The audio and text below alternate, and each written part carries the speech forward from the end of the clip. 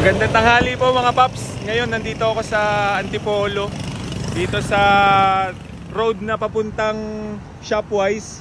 Itong diretso na to papunta yan ng Binangonan, dun sa may Quarry Road. At yun, may nakita tayo dito na HD3 na may sidecar. Grabe, parang ano siya, parang Rizal concept yung itsura. Teka, silipin natin.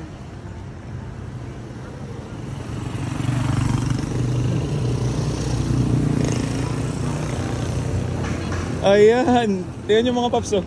Napaka-quality. At ito isang Rizal concept, tingnan nyo naman, napaka-solid. Ito ay Olympic ang design, napakaganda, oh. Ilipin kaya natin kung nandito yung may-ari na ito. Ilipin natin kung nandito yung may-ari nito, mga paps. Pero nandito kayo may-ari po nung ano, nung may sidecar. Sino po? Tingnan nga. Yan, sana makakapunto natin yung may-ari ng sidecar.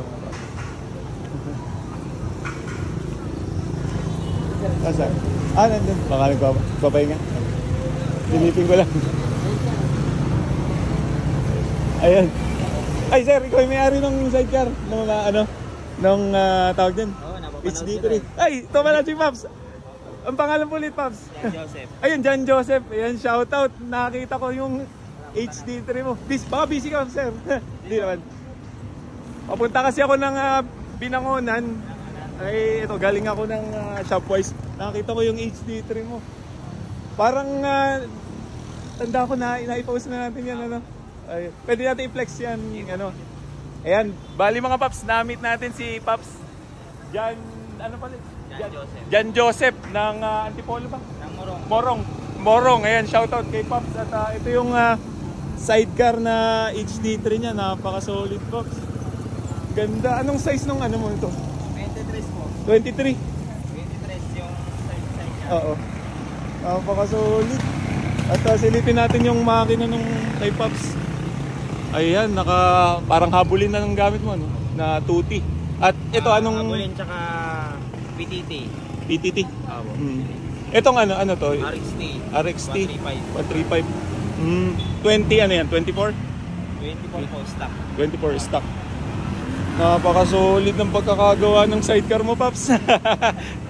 Tapos yung ano niyan, yung tawag dito, yung black, anong ano niyan? Bore 75 ng Brutus. Bore 75 ng Brutus. Grabe. Ano to, pa-service lang o pang ano? Service lang, sir. Talagang napapalingon kami pagka nakita ko yung ganyang design, no? May bubong yan, sir, kasi hindi ko lang hindi ko muna nilagay yung bubong. Pang ano lang, kumbaga tupalaw na yung ano. May pinturahan pa po. Pinturahan pa. At ayun, may abangan pala tayo pagka natapos na ito, ano? Napaka-quality. At yun nga, inuulit ko mga Paps, ganyan ang setup dito sa amin sa Rizal, ano? Sa yung parting lalong Morong, Tanay, Baras, Pililla, ganyang setup. At ang sidecar talaga namin, ganito ang design. Tanay yung Tanay, ano, gawang Tanay. Ganyan, open tong walang ano dito yung tawag dito yung nakalagay na harang at yung parilya dito wala. Ganyan ganda yung sidecar namin dito sa Rizal.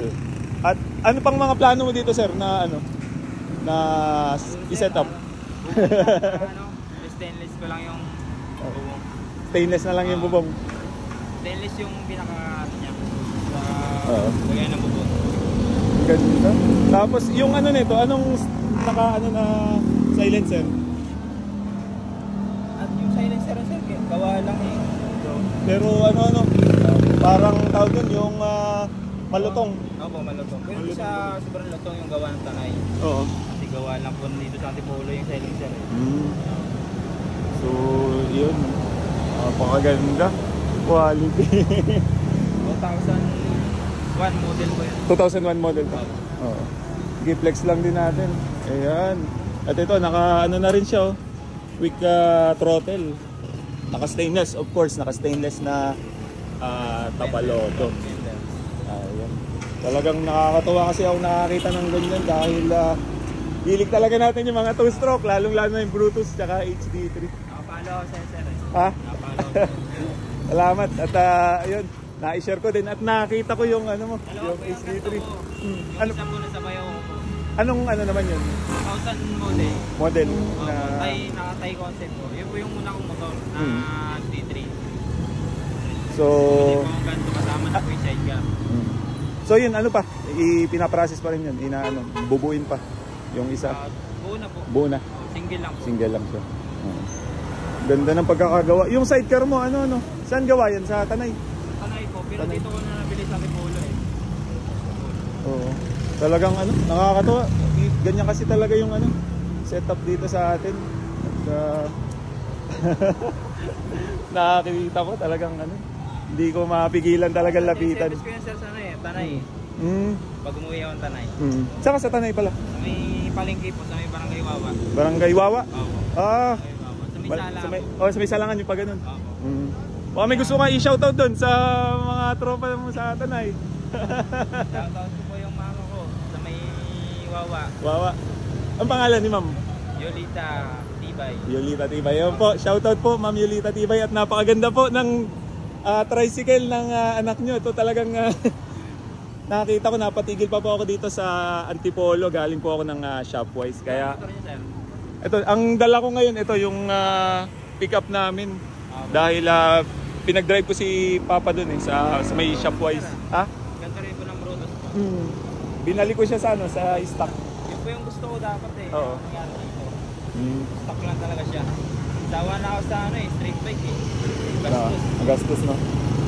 Eh, pagka buka na isa pa.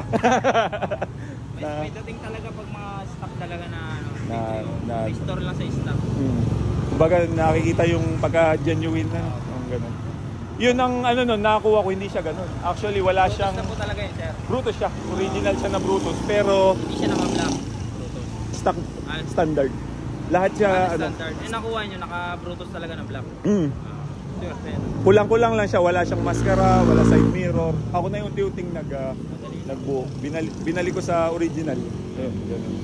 Eh dahil, yun, nahilig tayo sa 2-stroke. Dahil, yun talaga yung passion namin. Matibay, no? Lalong-lalo na pagka alagang-alaga lang sa hindi sa puti. mainit pa kahit malayo yung range mo. Okay lang medyo malakas sa gas at least enjoy mo talaga yung bomba niya, diba? Tsaka may power kang iba-iba yung 2-stroke talaga sa 4-stroke may power talaga ito eh.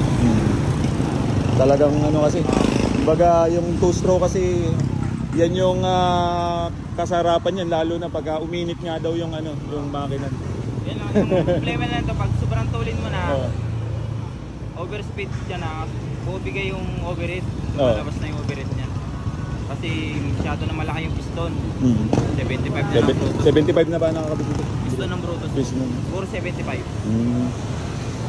Sana mga lang 50 lang eh mga. 50 puro 50 ng Brutus. 50. Ano naghahalo ka pa ng dyan, sa tangke? Konti lang po. Konti lang. Para kahit pa paano may safe. Kasi nabili ko yan. Naghahalo talaga ako sa may tangke. Tapos hindi ko alam na gumagana pala yung tote pump. Sinubukan ko. Okay, bumili ako ng battle sa Shopee. Okay na. Okay na siya. Mas maganda yung gumagana yung tote pump eh. Kaysa yung maghahalo ka ng tangke. Kasi iba yung power ng gumagana ng tote pump kaysa maghahalo sa tangke. Pero okay rin naman maghahalo sa tangke para safety, no? Ano yung masira yung niya, ang tawag doon? tote pump. Tote pump. Yan. Hindi, at least may tuti ka pa rin sa tangke, no? Kaso nga lang, medyo mausok pag may naglagay ka pa sa tangke. Depende na sa tuti na ginagamit. Yung shell, medyo mausok. Petron, okay rin naman. Pero mas maganda yung PTT. Okay. Yung tawag doon, yung semi-synthetic na low smoke, Kaya yung ginagamit ng KR mo rin. Tapos yung naman, yung habulin naman, medyo mausok, pero mabango. Yung ganun Habulin. Actually, yun din sir ang gamit ko, yung habulin. Pero pag gusto ko magpausok, yung isa, yung Petron na powerboard, talagang sobrang lakas ng usok. Talagang ginagamit ng mga tricycle eh. Yun Petron. Kung lang doon sa dalawang yun, Pero pag sa maganda, kahit chill talaga. Chill na. Mas maganda gamitin sa Petron. Yun yata yung may decarbonizer na nakalagay na ano. Okay Kasi naman po gamitin ng petrol kasi ang ano lang sa petrol medyo mausok talaga. mausok na. Oo, mausok lang. Kaya siguro hanggang dito muna Paps yung ano, vlog natin at shoutout ulit. Maraming salamat. Sige sir. Oo. Ayan. Sige, salamat. Thank you. Thank you. Kaya na-share na yung motor ni Paps. Ito ng Team Morong Rizal. Kaya maraming salamat po sa lahat na sumasabay-bay sa 2-stroke, lalong-lalo na sa HD3 at Brutus. Kaya ingat po sa ating lahat and God bless. Thank you.